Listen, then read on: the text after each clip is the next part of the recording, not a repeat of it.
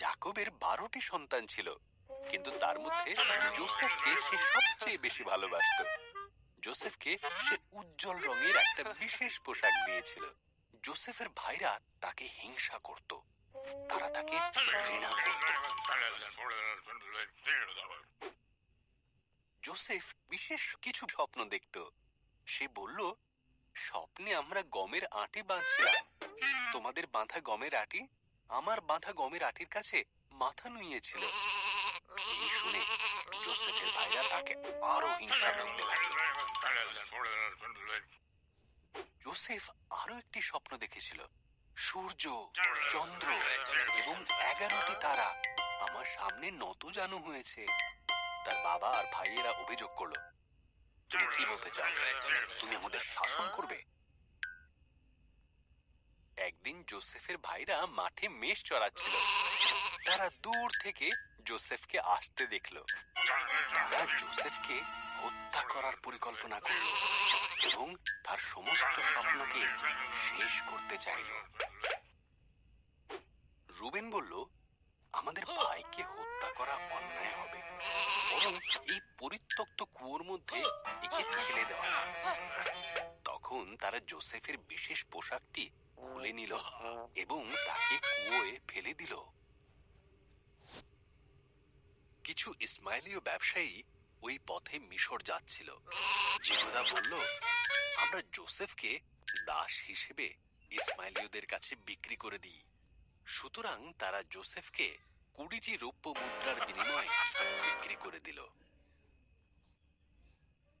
জোসেফের ভাইরা তার পোশাকটিকে ছাগলের রক্তে ডুবিয়ে জাকবকে দেখালো।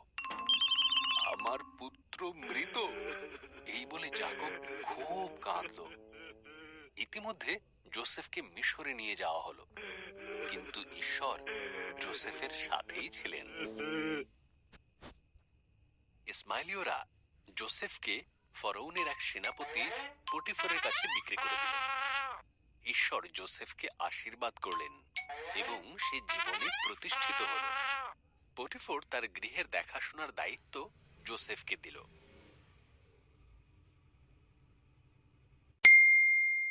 ইসরায়েলীয়দের সংখ্যা মিশর দেশে বাড়তে শুরু করলো। নতুন ফরৌন ভয় পেলেন যে ইসরায়েলীয়রা শক্তিশালী হয়ে উঠবে, তাই সে তাদেরকে দাসে পরিণত করল এবং তাদের সাথে অত্যন্ত দুর্ব্যবহার করতে শুরু করল। ফরৌন সমস্ত ইসরায়েলীয় বালকদের হত্যার আদেশ দিল। একজন স্ত্রীলোক তার শিশুকে ঝুড়িতে করে নদীর ধারে লুকিয়ে রেখেছিল। শিশুটির দিদি শিশুটিকে লক্ষ্য রাখছিল। ফরৌনের কন্যা সেই নদীতে স্নান করছিল। শিশুটিকে দেখতে পেয়ে নিজের কাছে রাখার সিদ্ধান্ত নিল। শিশুটির দিদি বাচ্চাটিকে দেখাশোনার জন্য তার মায়ের সাহায্য নিতে বলল।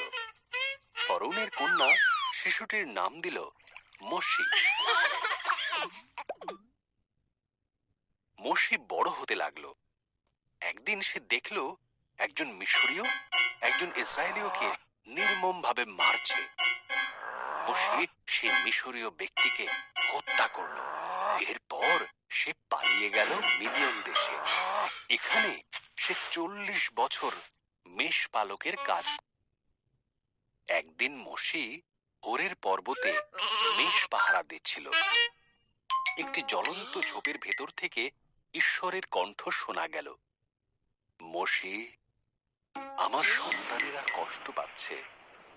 আমি তোমাকে তাদের মুক্ত করার জন্য বেছে নিয়েছি। আমি পারবো না, মোশি বলল। ঈশ্বর প্রতিশ্রুতি দিলেন, আমি তোমাকে সাহায্য করব। তোমার হাতের লাঠিটা ফেলে দাও। মোশি তাই করল। লাঠিটা সাপ হয়ে গেল। যখন সে হাতে তুলে নিল, তখন সেটি আবার লাঠি হয়ে গেল।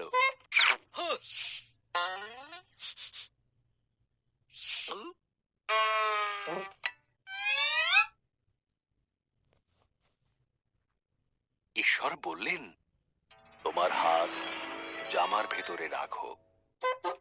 মোশে তাই করল। সে দেখল তার হাত ঘায়ে ভরে গেছে। যখন সে আবার এই কাজ করলো, সে দেখল ঘা সম্পূর্ণ সেরে গেছে।